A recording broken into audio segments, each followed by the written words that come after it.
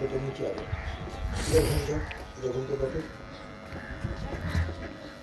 ورحمۃ اللہ وبرکاتہ۔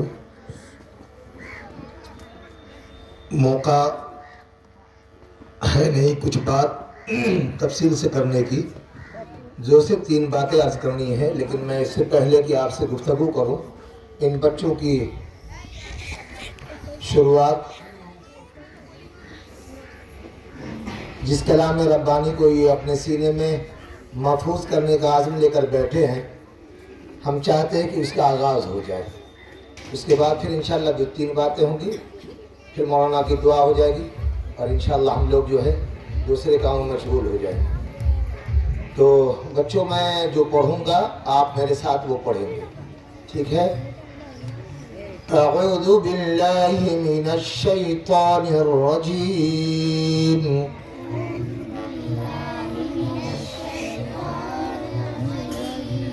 بسم اللہ الرحمن الرحیم،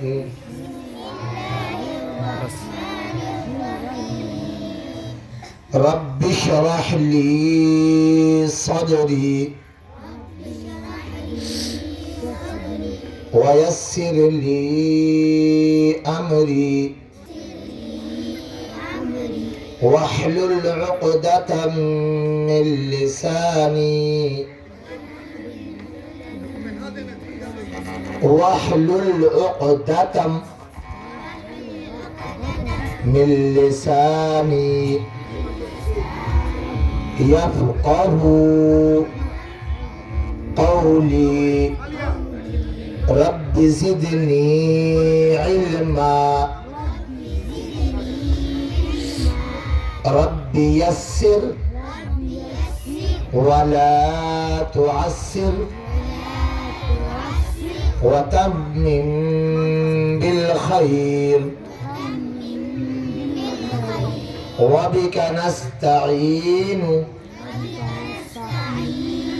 یا فتاح، رب زدنی علما۔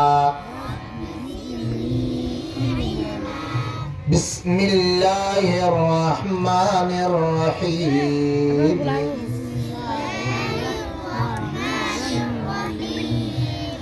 الحمد للہ رب العالمین،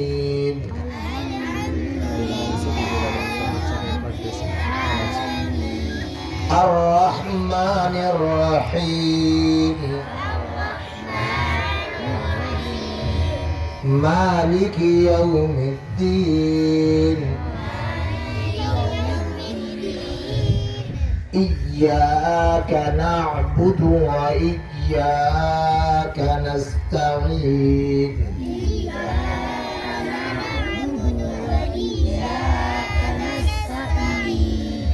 اهدنا الصراط المستقيم،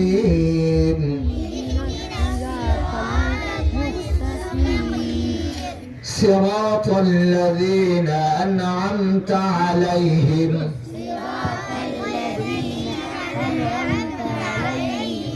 غير المغضوب عليهم ولا الضالين،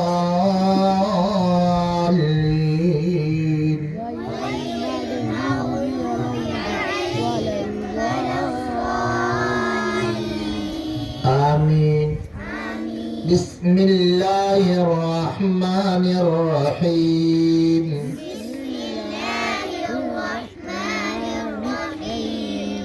الف لام میم،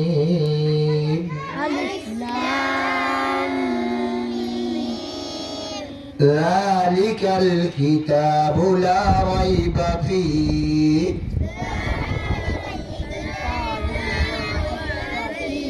هدى للمتقين الذين يؤمنون بالغيب ويقيمون الصلاة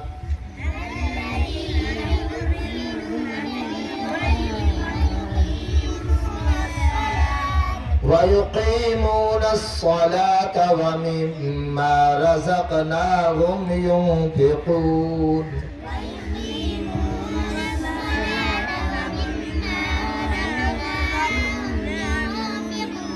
والذین یؤمنون بما انزل الیک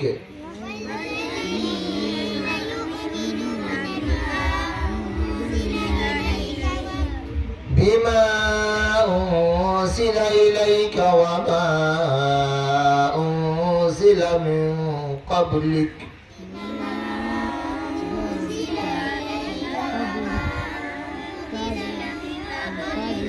وبالآخرة هم يوقنون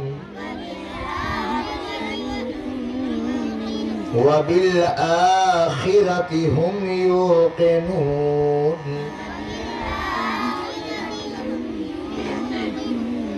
أولئك على هدى من ربهم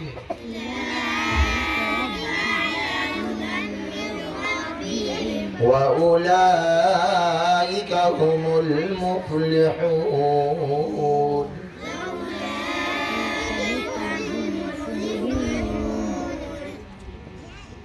عزیز بچوں، آپ نے جس کتاب کی شروعات کی ہے یہ کتاب اللہ کی ہے. کس کی کتاب ہے؟ یہ اللہ کی کتاب ہے. اور اللہ تعالیٰ نے اپنی کتاب پڑھنے کے لیے آپ کا انتخاب کیا ہے، آپ کو چنا ہے. آپ کو اللہ تعالیٰ نے یہ حکم دیا ہے، آپ کے ماں باپ کے دل میں یہ بات ڈالی ہے اور آپ کے ماں باپ نے آپ کا داخلہ یہاں کرایا ہے اور پھر اس طرح آپ نے الف با سے پڑھ کر یہاں تک پہنچے ہیں. یہ کتاب اللہ کی ہے. اللہ نے آپ کو پڑھنے کو کہا، یہ آپ کے ذہن میں رہے کہ یہ کتاب اللہ کی ہے. اور جس کی کتاب ہوتی ہے وہ پڑھنے کے لیے اجازت دیتا ہے، تو اللہ کی طرف سے ہم کو اجازت ملی ہے. اللہ کا یہ حکم ہے کہ اب اللہ کی کتاب پڑھے. تو اللہ کی کتاب کو پڑھنے سے پہلے چند باتوں کا دھیان رکھنا ہے. سب سے پہلے یہ کہ ہم پاک صاف رہیں گے، ہم گندے نہیں رہیں گے، ہمارا کپڑا بھی پاک صاف رہے گا، ہے نہیں؟ ہم پاک صاف رہیں گے اور ہمارا کپڑا بھی پاک رہے گا. گندگی نہ ہمارے جسم کے اندر رہے گی نہ ہمارے کپڑوں پہ لگی رہے گی. دوسرے یہ ہے کہ ہم بغیر وضو کے قرآن کو چھوئیں گے بھی نہیں. بغیر وضو کے قرآن کو نہیں چھوئیں گے، قرآن کی طرف پاؤں نہیں پھیلائیں گے، ہے نہیں؟ قرآن کو نیچے نہیں رکھیں گے، ہم اوپر نہیں رہیں گے. قرآن کو اپنے سامنے رکھیں گے اور قرآن کی طرف پاؤں کبھی نہیں پھیلائیں گے. بے ادبی ہوگی، اور جب بے ادبی ہوگی تو یہ کتاب کا علم ہم کو نہیں ملے گا. پھر اللہ ہم کو اس کتاب کے علم سے محروم کر دیں گے. اس لیے اس کا ادب رہنا بھی ضروری ہے. جب اس کتاب کا ہم ادب کریں گے تو کتاب کے پڑھانے والے کا بھی ادب ہمارے لیے ضروری ہے. استاد کی محبت، ان سے الفت، ان کی قدر و قیمت جو ہونی چاہیے، جو ان کا مقام ہے، اسی اعتبار سے ہم کریں گے. استاد کے سامنے زور سے نہیں بولیں گے، استاد کے پیچھے ان کی غیبت نہیں کریں گے، یہاں کی کوئی بات اپنے گھر جا کے نہیں کہیں گے، گھر کی کوئی بات اپنے استاد سے آ کے نہیں بولیں گے، نہیں، دوسروں کی شکایت ہم نہیں کریں گے. ہم ایسا کام نہیں کریں گے کہ میری کوئی شکایت کرے. یہ سب چیزیں بری ہیں اور برے کام کرنے سے ہم کو پھر اللہ کی کتاب کا علم نہیں ہوگا. ابھی امام صاحب آپ سے کہہ رہے تھے جن باتوں کی طرف استاد کی عزت کرنا ہے، ہم جہاں پڑھتے ہیں وہاں کی عزت کرنا ہے، کتاب کی عزت ہونا ہے، یہ یقینی ہے. اگر نہیں آئے گی ان چیزوں کا ہنر، یہ علم ہمیں نہیں ملے گا، پھر کتاب پڑھنا ہمیں نہیں آئے گا. بات سمجھ رہے ہیں؟ اس لیے ہمیں اس کتاب کے پڑھنے سے ان موٹی موٹی باتوں پر دھیان رکھنا ہے نا. پہلا کیا ہے کہ ہم ناپاک نہیں رہیں گے، گندے نہیں رہیں گے، ہمارا کپڑا بھی گندا نہیں رہے گا، ہم گالم گلوچ نہیں کریں گے. بات سمجھ رہے ہیں؟ کیا کرنا ہے؟ گالی الی نہیں بولنا ہے، اپنی زبان پر گالی نہیں لائیں گے. اس زبان سے، ادھر سنو بیٹا، اس زبان سے ہم گالی بھی بولیں گے اور اس زبان سے قرآن بھی پڑھیں گے تو پھر قرآن کا نور ہمارے اندر نہیں آئے گا. نہیں، امام صاحب کہہ رہے تھے نا، العلم نور، علم روشنی ہے، یہ نور ہے. ہمارے اندر جو اندھیرا ہے اس کتاب کے پڑھنے سے یہ اندھیرا دور ہوگا تو پھر اللہ کو ہم پہچانیں گے. جب تک یہ اندھیرا رہے گا، قلب ہمارا، دل ہمارا اندھیرا رہے گا، نہ ہم اللہ کو پہچانیں گے، نہ اپنے استاد کو پہچانیں گے، نہ اپنے ماں باپ کو پہچانیں گے. اور پھر ہمارے جو بڑے ہیں سماج میں، خاندان میں، ہماری ماں، ہماری بہنیں، ہماری خالہ، پھر ان کی عزت ہم نہیں کر پائیں گے. کب آئے گی اس کی عزت؟ جب ہمارا قلب صاف ہوگا، گالم گلوچ نہیں ہوگا. اللہ کے رسول نے ایسے لوگوں کو सख्त सुत कहा है जो गाली बोलते हैं, हाँ? इसलिए गाली गलौज नहीं करना है। आमतौर पर हमारी जबान पर गाली आ जाता है, थोड़ा सा हमारे मिजाज के खिलाफ कोई काम हुआ, हमारी माँ और बहनें भी फौरन अपने बच्चों को कोसने लगती हैं। अपने बच्चों को कभी नहीं कोसना, अपने बच्चों को बुरे अल्फाज से कभी नहीं, उनकी हौसला शिकनी कभी नहीं होना कि तू नहीं पढ़ा, तू कोढ़िया है, तो फला है, तो तू खुद ज़हन है, कभी नहीं बोलना। ये बच्चे होशियार हैं, अल्हम्दुलिल्लाह, बड़े तेज हैं, ज़हीन भी है, इसलिए अल्लाह ने अपनी किताब का इल्म इनको दिया है और किताब पढ़ने का इनको सलीका दिया है। किताब पढ़ने के लिए अल्लाह ने इनका इंतखाब किया है। अगर ये इस लायक नहीं होते तो फिर मदरसे भी नहीं आते। तो आप भी खुश नसीब है कि आपके बच्चे इस लायक बने हैं और इसमें मजीद इसके अंदर मजीद सैकल ये आपकी वजह से होगा। आपकी तवज्जो होगी कि आप खुद गालम गुलूच न करेंगे ताकि बच्चे भी नहीं करें। आप गालम गुलूच करेंगे घर में, वो सीख करके बच्चे आएंगे भैया ये बोलेंगे। इसलिए आपकी भी जबान पर बद्दुआ का अल्फाज ना हो। आम तौर पे औरतें अपने बच्चे जो बदमाशी करते हैं, बच्चे के अंदर शरारत होती है, बच्चे शरारत करेंगे, अगर बच्चा शरारत न करे तो बच्चा ही नहीं है। इसलिए बच्चे शरारत करेंगे, लेकिन उनकी शरारत को मिठास के साथ, मोहब्बत के साथ हम उनको समझाएंगे कि ये काम करने से नुकसान होगा और ये काम करने से फायदा होगा। तो ये समझाएं उनको, लेकिन हम उनको बुरा भला न कहें, बद्दुआ का अल्फाज अपनी जबान पर न लाएं।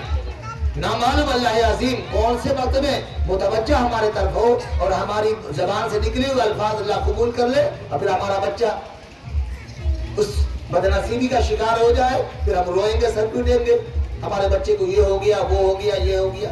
इसलिए अल्लाह के वास्ते अपनी जबान पर कोई गलत अल्फाज न लाए। मैं बच्चों को कह रहा हूँ या आपको भी कह रहा हूँ, आप भी समझे, इसको सुने और इसके ऊपर तवज्जो दें, ताकि ये बच्चा मदरसे में 2 से 4 घंटा रहता बच्चा, लेकिन 24 घंटे में अगर 6 घंटा या 5 घंटा मदरसे में रहता है, बकिया आपके पास रहता है, तो आपकी भी जिम्मेदारी है कि बच्चों की देख रेख करें। बच्चा क्या कर रहा है, गलत सोबत में तो नहीं है, मोहल्ले के बच्चों के साथ हमारी बच्चियां गलत सोबत में नहीं, गलत बच्चों के साथ तो नहीं उठना बैठना है, गलत बच्चों के साथ आना जाना तो नहीं है। और खास तौर पर मोबाइल का इस्तेमाल अपने छोटे बच्चे को कराए मत। मैं हमारे पास किसी ने एक क्लिप भेजा, छोटी सी वीडियो, शॉर्ट वीडियो, मैंने उसमें देखा कि बच्चा मोबाइल से खेल रहा है, उसका बाप बाजू में बैठा हुआ, वो मोबाइल को इस्तेमाल कर रहा है।